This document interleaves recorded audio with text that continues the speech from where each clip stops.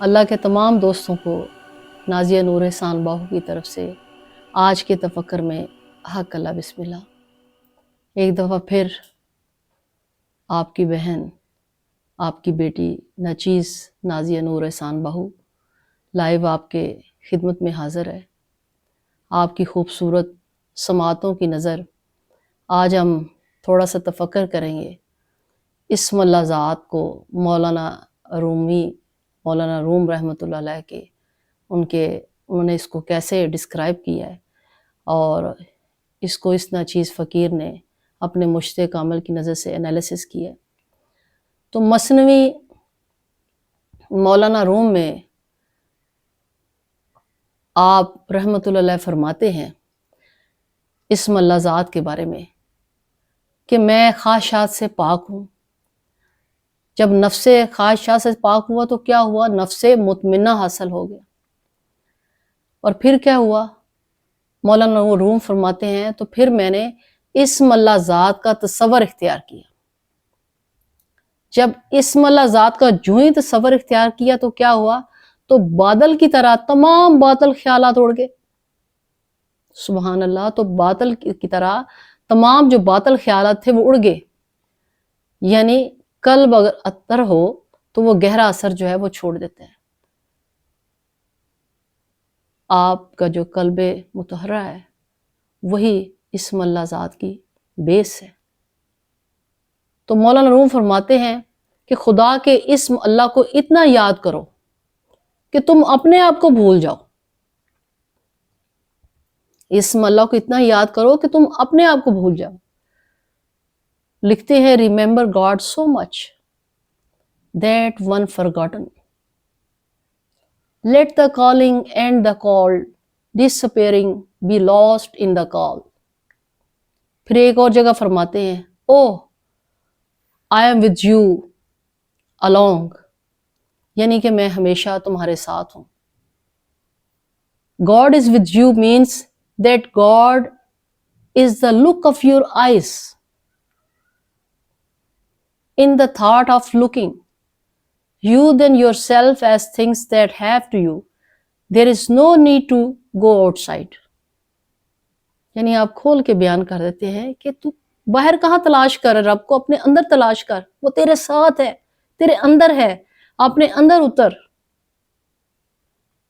وہی بات جس کے لیے یہ چینل کریٹ کیا گیا ہے کہ نور باہو ڈیوائن لائٹ کا یہ چینل یہ اس لیے کریٹ کیا گیا ہے کہ اپنے آپ کو آپ ریکگنائز کریں، اپنی کتاب کھولیں، اپنی کتاب پڑھیں۔ اور یہی سبق جو ہے مولانا روم جو ہے وہ یہاں ہمیں دے رہے ہیں، یہی ان کی ٹیچنگز ہیں، نوبل ٹیچنگز ہیں۔ وہ کہتے ہیں what you are trying to find, why you are going outside. باہر کیا تلاش کر رہے ہیں؟ جو کچھ ہے آپ کے اندر ہے۔ اللہ ساتھ ہے۔ بسم اللہ اور اسم اللہ ذات کی مولانا روم تشریح فرماتے ہیں۔ کیسے؟ بڑی ان کی خوبصورت میں یہ بات بیان کرنے لگی کہ خدا اللہ تمہاری آنکھوں کی آنکھ یعنی تمہارے دیکھنے میں دکھائی دے۔ اللہ تمہاری آنکھوں کی آنکھ یعنی تمہارے دیکھنے میں دکھائی دے، تمہارے دیکھنے کی سوچ اور تفکر میں دکھائی دے، اور تمہارے اپنے آپ سے زیادہ تمہارے نزدیک ہو، اور سب اشیاء میں بس وہی دکھائی دے۔ سبحان اللہ۔ اسے اسم ذات اللہ کو پانے کے لیے اپنے آپ کو باہر جانے اور تلاش کرنے کی ضرورت نہیں، یعنی وہ تمہارے اندر ہے۔ اپنے اندر اتر کر دیکھ تو دیکھ وہ تمہارے اندر ہے۔ اس اللہ کو باہر تلاش نہ کرو، جو کچھ ہے آپ کے اندر ہے۔ اپنے اندر اتریے، اپنی کتاب پڑھیے، اپنے آپ کو پہچانیے، اپنے آپ سے ملاقات کیجیے، پھر دیکھیے اسم اللہ ذات کا دیدار کیسے نہیں آپ کو ہوتا۔ مولانا روم فرماتے ہیں آنکھوں کا زینہ دیکھنا ہے، آنکھوں کا زینہ دیکھنا ہے، زبان کا زینہ بولنا ہے۔ فنا فی اللہ کی طے میں بقا کا راز مضمر ہے۔ جسے مرنا نہیں آتا اسے جینا نہیں آتا۔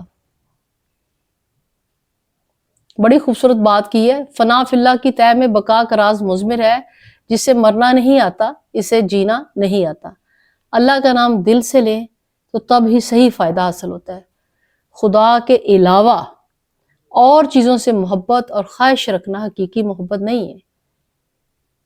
وہی بات کہ خدا کے علاوہ سب کچھ جھوٹ اور غیر حقیقی ہے۔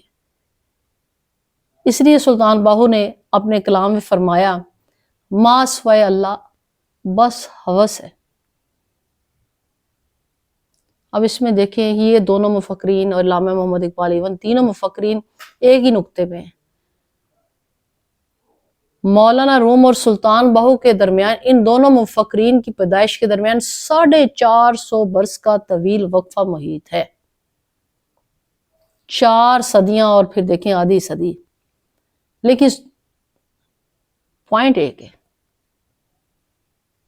آگے یہی چیز اگر آپ پھر سلطان باہو اور علامہ محمد اقبال کو اگر انالیسس کریں، ان کے درمیان بھی 2.5 صدیوں کا 250 سال کا وقفہ ہے، لیکن کیا ہے کنکلوژن ایک ہی ہے، اسم اللہ ذات کے بارے میں۔ تو مولانا روم ارشاد فرماتے ہیں میں خدا کو تلاش کرنے کے لیے مندر میں گیا، لیکن میں نے خدا کو وہاں نہ پایا۔ پھر میں چرچ گیا، میں نے وہاں بھی اللہ کو نہ پایا۔